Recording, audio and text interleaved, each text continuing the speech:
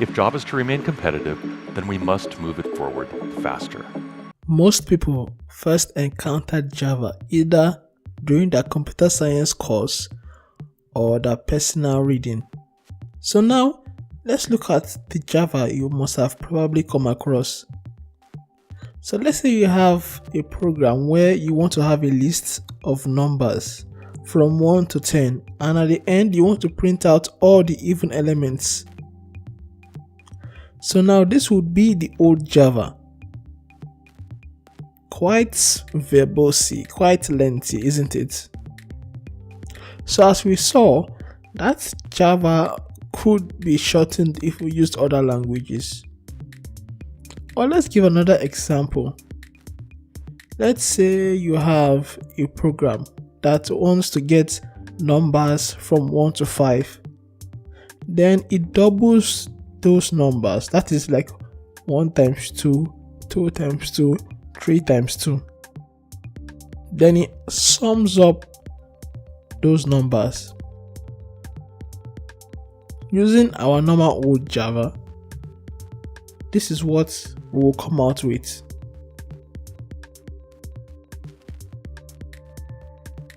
We would first do a for loop to multiply and sum it out, and then print out the sum. If you're using modern Java, you may not need to write all this code. I'm going to show you a small clip by Venkat telling how far Java has come and where it's heading.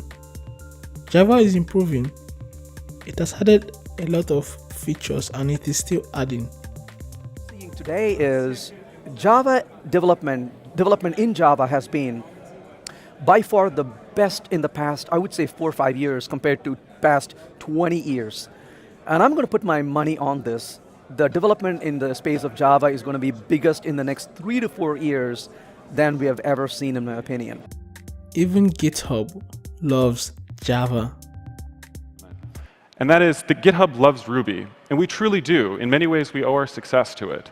But we don't necessarily love it in our data pipelines. So, what did we choose? Given the venue, this probably isn't too surprising, but we went with Java. And I won't go too much in detail of this, but I just want to say that Java's strengths in parallelism and concurrency, its performance, its type system, and its massive ecosystem all make it a really good fit for building data infrastructure. Every key piece of our pipeline infrastructure is built on an open source Java project. Java has a lot of features most people are not aware of. In this demonstration, I will show you how to shorten the code we wrote earlier. So using the first example where we had our list to print even numbers. Let us try using modern Java to shorten this.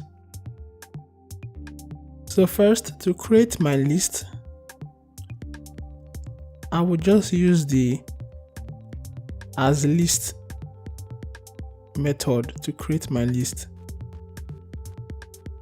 There will be shorter ways of doing this, but I'm just going to use that. So we use our stream, we filter it to make sure it's even.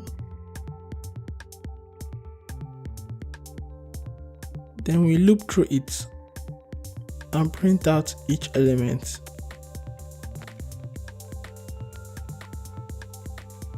This prints out each element.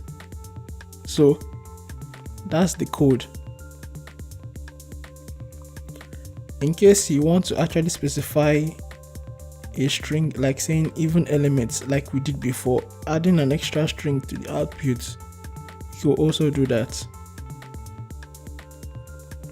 We could also look at the other code we used, the one that got numbers from 1 to 5, multiplied it and added it up.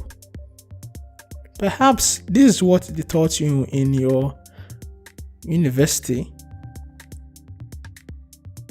But let's go on to use modern Java. So here we just create a range of values from 1 to 5 I say range 1, 6 because it excludes 6. So if I say 1, 4, it is 1, 2, 3. So 1 and 6, it stops at 5. So I map the values. I use my map operator. That is, I multiply each element by 2 and I sum it up. So I could assign the sum to a variable called answer and print it out, and gives me the answer 30. I could also shorten this code in case you want it to be shorter. In modern Java, you can use var instead of specifying the object type. Java has improved way more than I have demonstrated here. There are other features in Java that have been added. For example, we have JShell now in Java. JShell is an interactive tool for learning Java and prototyping Java code. It's a tool that is run from the command line. Declarations, statements, and expression, as they are entered, immediately shows the result. It evaluates it straight on. You could write a full program here. As you can see, I've written if statements there. You could write methods. You could write classes. It came in JDK 9. Now, a lot of people are still using JDK 6 and 7, some 8. So a lot of people don't really know about JShell. So you don't need to open a whole IDE to test your Java code. You could quickly go to your command line, write your Java code, and boom, you have it running very fast. So you could go on, get your JDK 9, or you could just get JDK 11. It's all inside there. You could write your class and test your code without having to wait for heavy IDEs to open. This is even faster than using VS Code because it's in your command line. Quite fast, quite efficient. You could go to read more about JShell and what it can do for you. Who knows, it might be a lifesaver one day. So there are a lot of things that have been added to Java. Recently, at an event, there were some features that might be added to Java that were mentioned. So in this video, they're talking about switch expressions. We know the normal Java switch statements. Sometimes it's a little bit verbose.